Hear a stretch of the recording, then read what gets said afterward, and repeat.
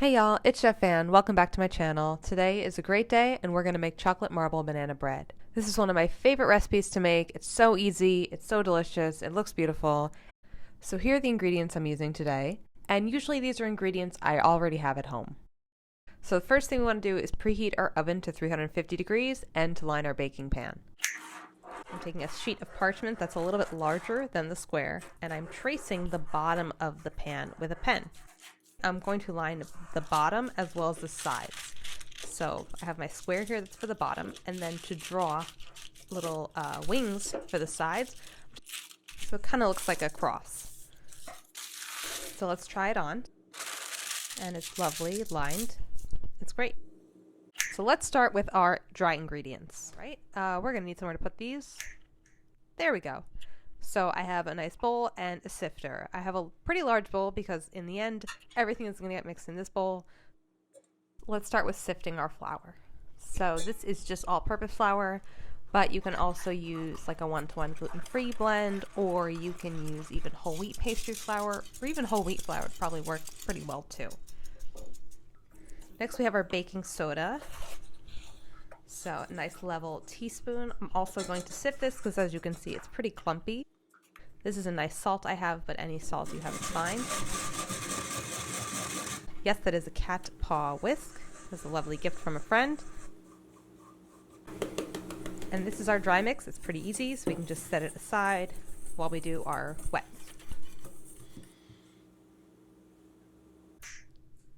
So I don't know if I did this the best way, but I already had my sugar in a bowl, and I've just figured I would mash the bananas right into the sugar.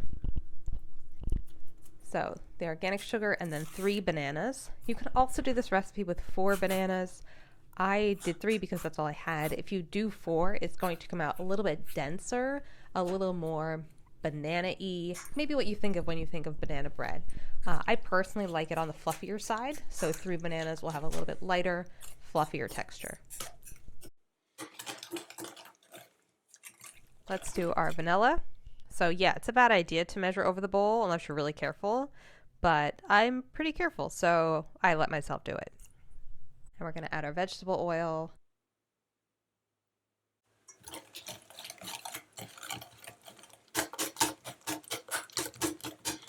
Let's add our wet ingredients to our dry. I always like to do wet to dry for straight mix cakes. Straight mix meaning that there is a bowl of wet, a bowl of dry. This is in contrast to creaming method cakes or foam cakes in which you have a KitchenAid mixer, whipping your egg whites or creaming your butter. I like to add the wet to the dry because adding dry to another bowl is usually pretty messy, right? It kind of puffs up, and it's much easier just to scrape the wet into there nice and easy. Cocoa powder is notoriously clumpy, so I'm just going to sift it to aerate it and break up those clumps.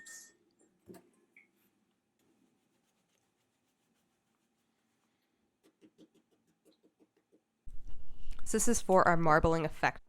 I'm going to take about 1/3 of the batter out, and I'm going to mix it into the cocoa powder. The banana looks a little bit more like a batter, and the chocolate looks a little bit more like a dough, but it should be fine. All right, let's add it to our pan. So the great thing about marbling is it doesn't have to be structured or perfect in any way. So I'm just going to add probably about 2/3 of my banana batter to our lined cake pan. And I'm just going to use my hands to crumble and break apart the cocoa powder dough. And your cocoa powder dough might be a little bit more or less tender depending how much batter you added to it. So if yours doesn't look exactly like mine, that is okay. And then add the rest of the cocoa dough.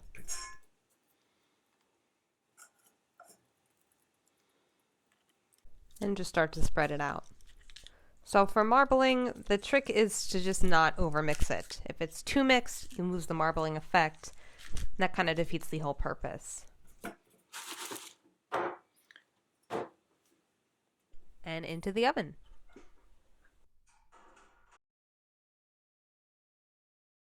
So we know the banana bread is done when it's nice and golden, a little shiny, and if you press the center of the pan with your fingers, the cake should feel nice and fluffy. It shouldn't feel mushy or soft or wet in the center. You can also use a toothpick to poke it in the center. It should come out clean. So after letting it cool for about 10-15 minutes, let's slice it. We got a nice corner piece. Check out the inside. It looks really nicely marbled too. I like that there's these bigger sections of chocolate and the banana. This recipe also tastes delicious the next day, so make it the night before and enjoy it for breakfast with coffee or tea. If you make them, let me know how they came out. And as always, please like and subscribe for more delicious cooking videos.